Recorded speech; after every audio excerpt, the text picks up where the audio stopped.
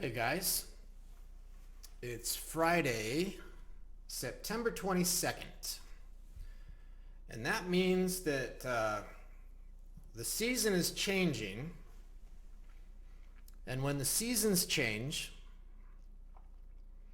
I move around a little bit. I'm going to go back to Miami. Early next week, I'll be traveling. And more than that, it seems as if every year around this time when I'm kind of changing my surroundings and changing who I spend time with and changing my activities from one season to the next, I kind of reflect on what's happened already in the year, and I start to put thought into what's going to happen next year. You have to start early. So I start early. I start thinking about next year, when there's still 3 months left in this year. And today, I wanted to go through the websites that I go to every single day, the sites that I use every day. Now, I'm not going to spend any time in this video on Tangled. I do that all the time. I'm on Tangled all the time. I talk about Tangled all the time. And, you know, I, I don't feel bad not going through Tangled today because I don't think the content has been that great for at least a week. At least the week this week hasn't been that great. So I don't have much to say about the content on Tangled, but I do think that it's an opportunity to talk about kind of appreciation. I think that one of the reasons I think about that, I am thinking about that, is because of the second story on this site right here, zerohedge.com, which is a site that I go to. It's probably the first site that I check every day. And they are saying in their headline that the British Parliament is demanding that some social media platforms cancel one of their users who's been accused of something. Hasn't been convicted of something. He's been accused of something. And that just starts to get me thinking about freedom of speech, freedom of expression, and when I think about that, I think about appreciation. And on Tangled, you know that there's freedom of speech. You can say anything you want, express any perspective or any idea, so long as it doesn't violate U.S. law. I don't think very many people appreciate that, and I don't think that anyone really takes advantage of that on Tangled. And I know that most people don't have much to say. They just don't. They don't have many stories to tell that people would find interesting. They don't have ideas that provoke or inspire. That's just how the world is. If you need to have 1,000 people in an audience to support the 10 people that have something to say, and only one person, maybe less than one person, has something really provocative to say, something something that won't be popular with everybody, but they say it anyway. That's really in a large way, I think that's missing from Tangled. Now, there are some users that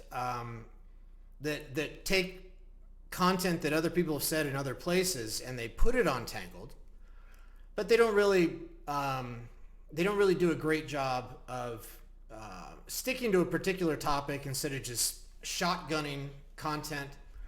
They don't do a great job of providing their own narrative that would help other people at least respect their perspective, if not agree with it. And I think that's what I have to say about Tangled. I think that we should all be more appreciative, myself included, about everything that we've done as a community so far. Millix, Tangled, Cobra Helix, Swapland, Splot, the conversations that we have on Tangled, let's appreciate those, because they could disappear. They could disappear. And, all of us take a break every once in a while for a couple days or a week. Hopefully when we do that, we gain some appreciation and we come back and we re-engage and do our best to contribute. Now, all that said, I have 5 websites ready to talk about, and this is just kind of a getting to know you kind of activity, #sites. These are the sites that I visit every day, and I have them listed kind of in the order that I visit the sites during each day. So I normally start with Zero Hedge because they are, I would consider them an alternative news source. They are sponsored by advertisers, and by itself, that model does not encourage a lot of freedom in content, but they seem to do a pretty good job. They are contrary to mainstream media. They're critical of mainstream media. They have a theme for the economy, which is an interest of mine, macroeconomy in particular. So large moving things, countries, bond markets, the biggest markets and the biggest influencers in economies. So if something interesting happens while I'm sleeping in any topic of news, I can count on it being featured on Zero Hedge. And if there's nothing that happened in particular overnight, then they're still going to talk about economics and things that I'm interested in just on a regular basis. So that is the first site I check. I check that all through the day, probably 5 times, just to see if anything happened. But I do stop checking it probably around 3 o'clock in the afternoon. And the reason I do that is because when I'm done for the day and I get in bed and I do some reading in bed, I want to go to Zero Hedge first, and I want some new content. I want to see something that I haven't seen yet during the day. So I kind of save a few hours worth of content for bedtime. Okay, now sometimes a story or an article on Zero Hedge will cause me to be interested in bonds or a stock or some sort of large economic news. And when I see that, I usually head over to CNBC.com, which I would consider to be the best mainstream source for economic or financial news in the world. The problem with CNBC is that they have a bias. They have a very clear bias. They really want the markets to do well. So I don't think they're as honest as possible about what's happening in the markets. They focus on good news. They focus on the good aspects of any particular story. So if there's anything good to say, they're going to find that, even if it's less important than the truth. I also check into CNBC because some of my friends run publicly traded companies, and so I keep track of how their companies are doing. And so I look at the markets. I look at bonds, which are here, and I look at foreign exchange. And for the past few years, I've been the bond that I cue in on is Japan. I want to know what's going on in Japan because they are in real trouble, as is China, but China's not featured here, and I don't trust anything that any news or information that comes out of China. So I focus on Japan here, and the same thing with FX. I'm looking at the USD to Japanese yen exchange rate, because these numbers, the yen and the Japanese sovereign bonds are real close to breaking points. That's why I keep track of that. And when they break, things will get exciting. So I'm watching that. Okay. Now, throughout the day, I spend a lot of time on YouTube. But for each one of these sites I go to, I'm looking for something different. And on YouTube, I'm just looking for entertainment. I'm looking for content about things I'm interested in. I'm looking about stories that are inspiring. And occasionally I'll see something about the economy. And I watch a lot of those. I'm not looking for good news. I'm looking for forecasts of bad news that kind of fit into my personal bias. That's just a natural thing.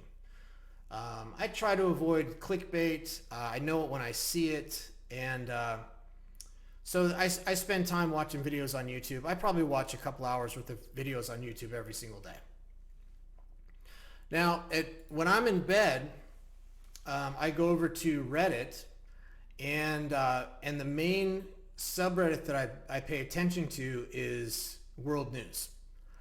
I do look at there's another subreddit called News, which is U.S. centric, but that one is it focuses mostly on crime, individual crimes, and I'm not that's not interesting to me. I'm interested in bigger picture things than that, and when you go through the stories on world news, it's a recap of all the worst things that have happened in the world. That's how news works generally. Which, you take it for what it is. That's how news works, it seems. But I never read any of the stories, the source stories that I see on world news. I'm only looking at the comments. And it's because I'm interested in knowing the sentiment of the audience on Reddit, which is pretty large. This subreddit has 33 million subscribers. And so I want to know what people are thinking about particular stories.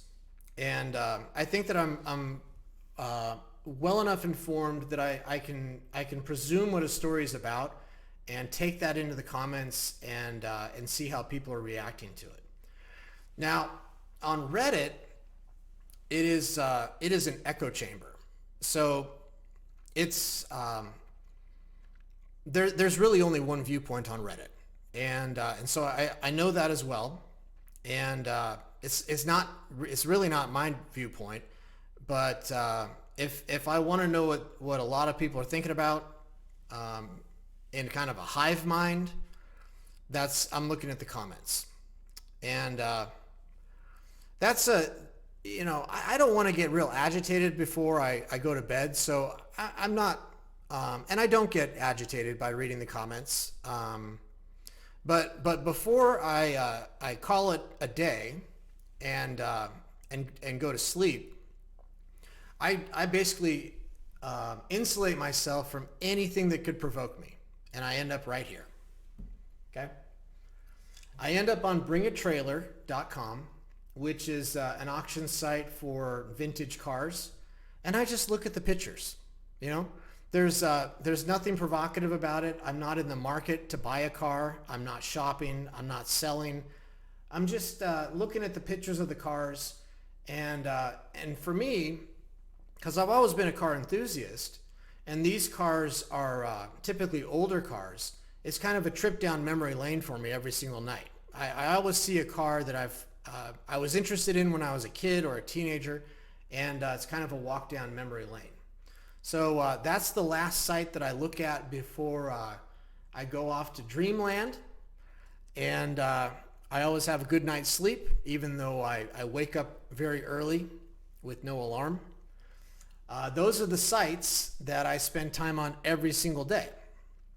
Now, I'll put a link to these sites in the description of the video, but I'd like to know what sites you guys look at every single day. Hashtag sites. You can make a text, you can make a video, do whatever you want, but maybe you have a website that you go to every single day that I might be interested in, and I might put that into my rotation of sites. Okay? So that'll be my video today, and I'll be watching to see if the content, the engagement, the size of the audience on Tangled improves next week. Like I said, I will be traveling, but just wanted to check in with you guys and let you know what I'm thinking about, what I'm looking at, and I will leave it there until the next time I make a video for you guys. All right? Vai tá tudo certo.